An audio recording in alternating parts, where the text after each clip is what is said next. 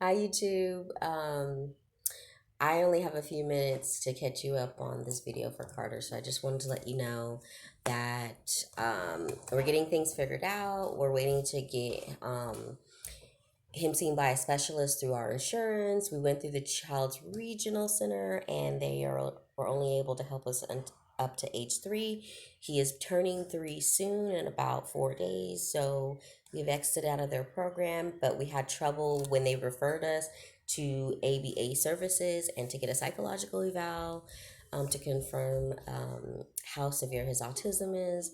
And basically, we ran into an insurance issue.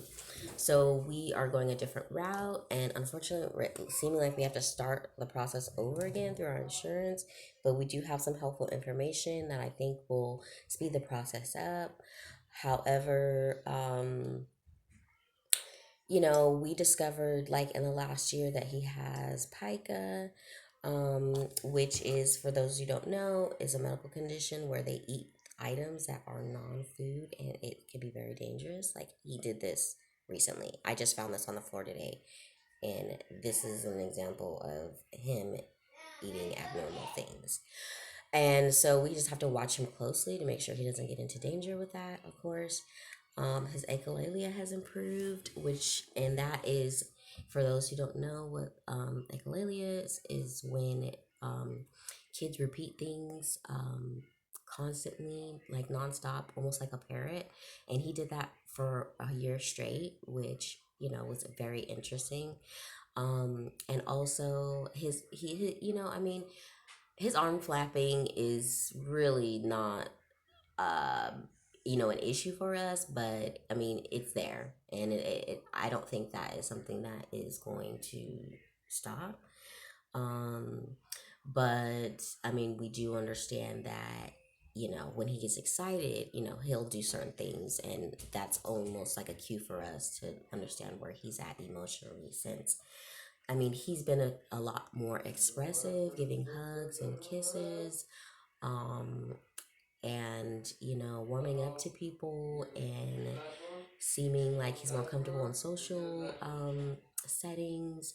But, he still gets triggered by sounds. We figured out he cannot be around crying kids or babies. That really upsets him. And it makes him like agitated, and sometimes get, you know, um, very, like, I guess, combative. I wouldn't say like violent, but like he'll get, he'll have a reaction. However, I was on a special needs group for parents prior to even having him. And not knowing that he would be special needs, I learned a lot. And I, just as a parent, um, just in general, and I think having the support of a Facebook group has been very helpful, of course.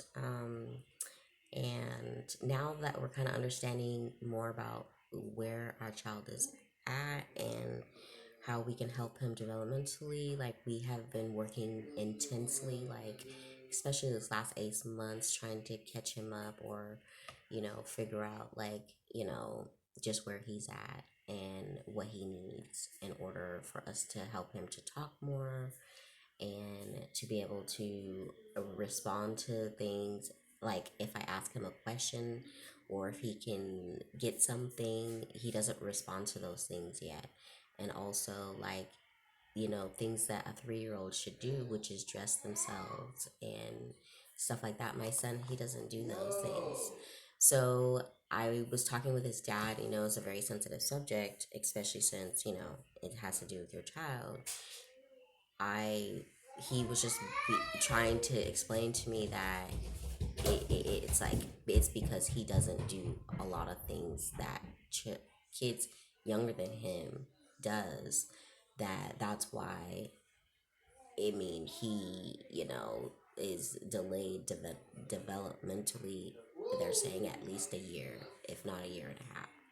Now, in some areas, I mean, I can agree maybe on that, but some I don't, because I feel like that things that they want him to do on that chart is very specific, and it's not applicable to every single family, because We culturally use different words for things, and a lot of the questions they did on the Ask Me, um, they just didn't apply. So going forward, I'm just just looking forward to figuring out like what the next phase is. And he has an IEP meeting set up on the 30th, which will be very interesting, to see whether they suggest he goes to a special ed class for kids who have autism, or if he, just what they said just will be a good plan for him, academically. Now, I have my feelings about that, and I already discussed with his dad that I think it's best he goes to a regular daycare setting first. Even like Head Start would be better, or just preschool. And if he could just get, if we can get his aid that he would need,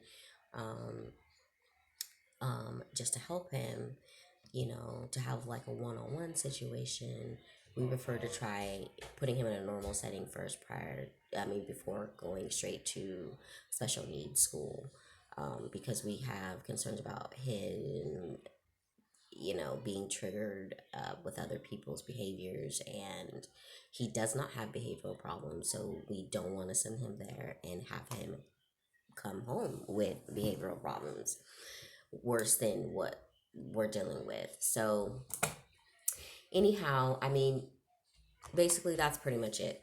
And overall, like, he is doing so good. And here, you can see him a little bit. Carter! Carter! Carter! Well, I'm sure you can hear him, but see if I can get him over here.